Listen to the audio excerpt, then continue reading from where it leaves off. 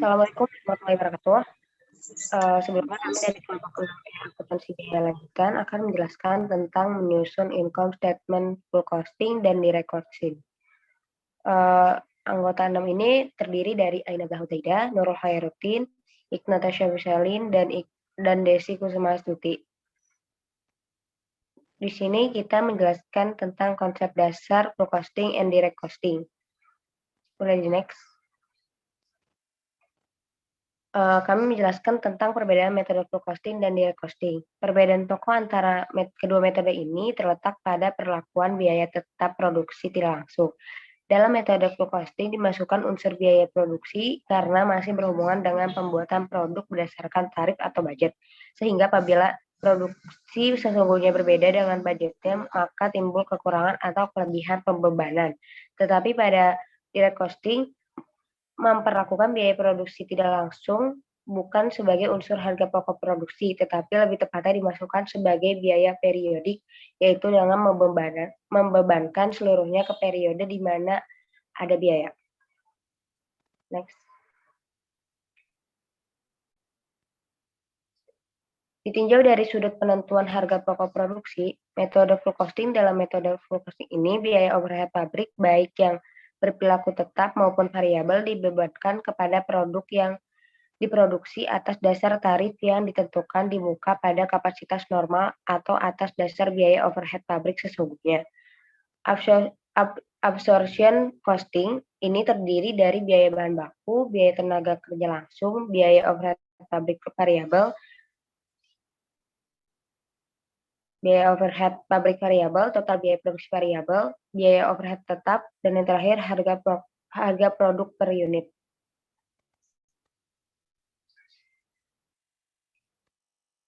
Metode variable costing, yaitu dalam metode variable costing ini biaya overhead pabrik tetap diperlakukan sebagai periodic cost dan bukan sebagai elemen harga pokok produk, sehingga biaya overhead pabrik tetap dibebankan sebagai biaya dalam periode terjadinya.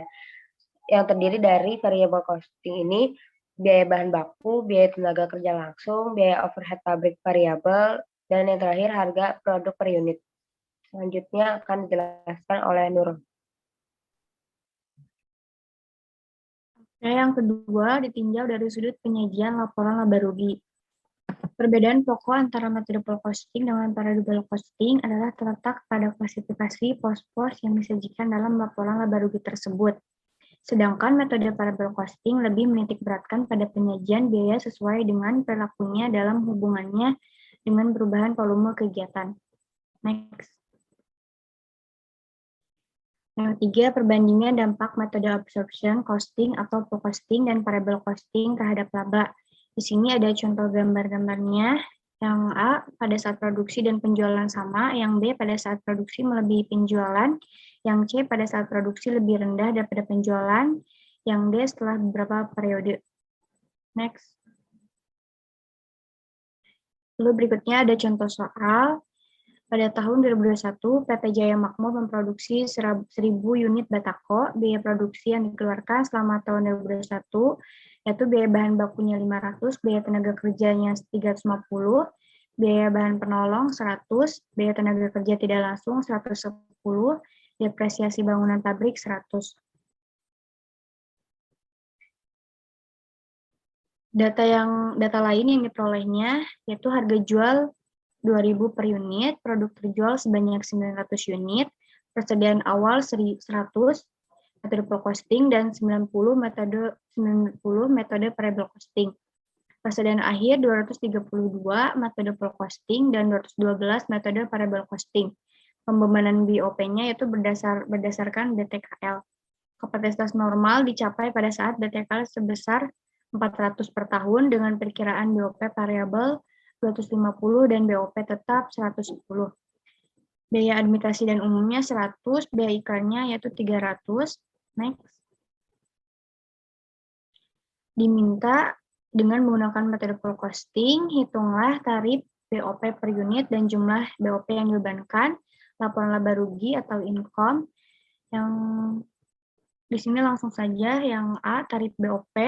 BOPT-nya itu 110, BOPP-nya 250, maka jumlah BOP-nya 360.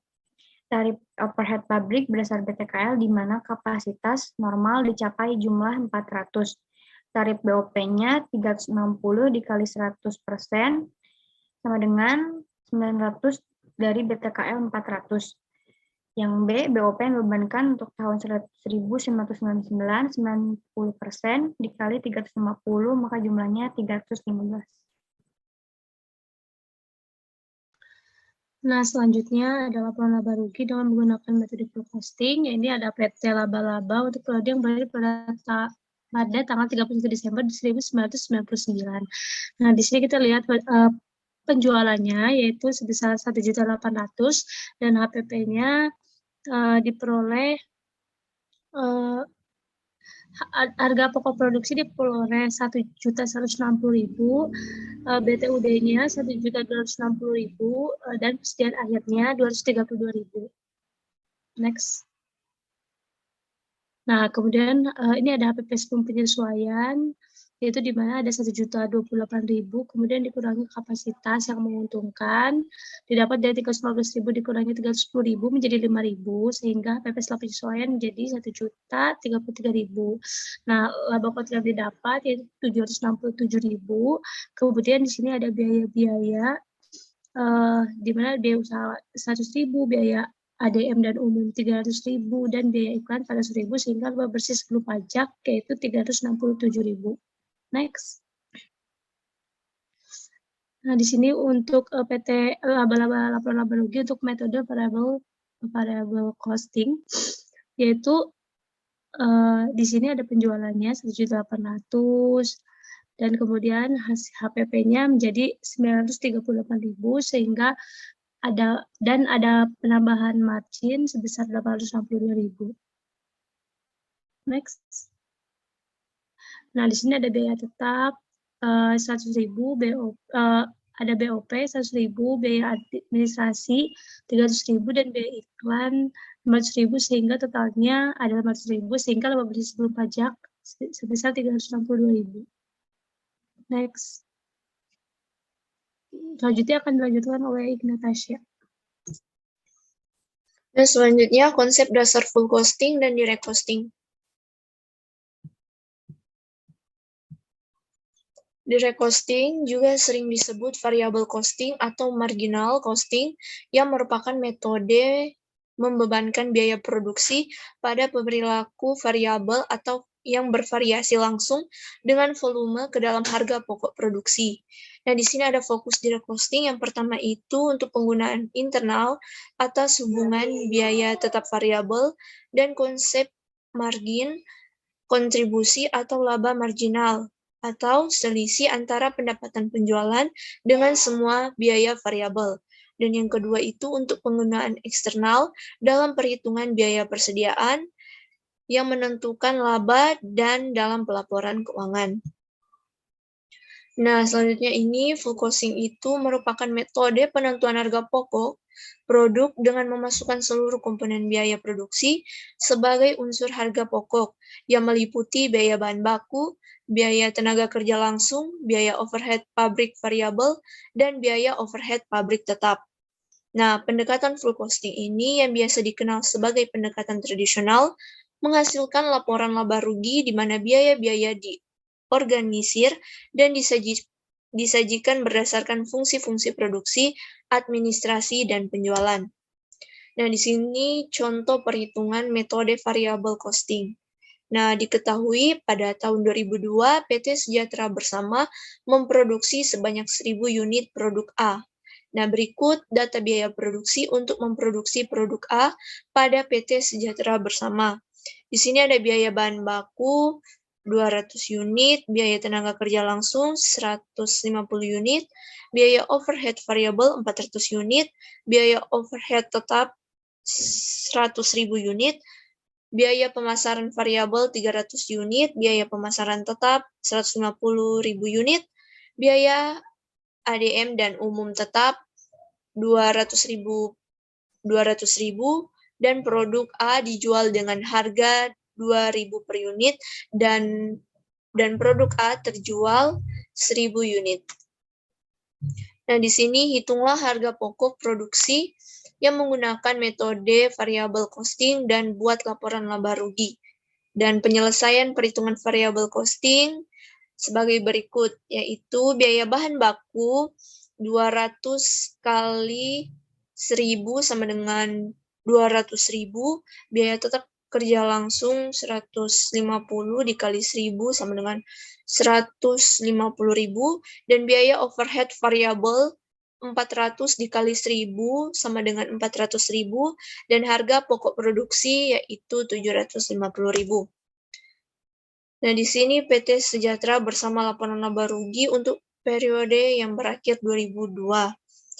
Ada penjualan yaitu 2 juta dan dikurangi biaya-biaya variable costing, yaitu hasilnya harga pokok produksi 750.000, biaya pemasaran variabel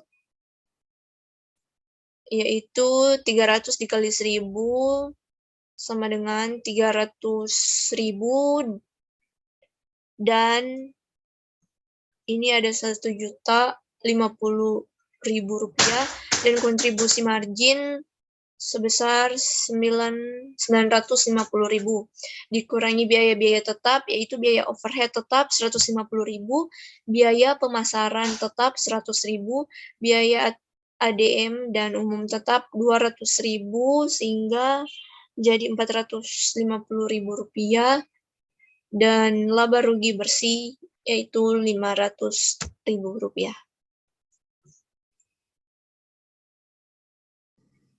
Sekian dari kelompok kami, kurang lebih mohon maaf. Wassalamualaikum warahmatullahi wabarakatuh.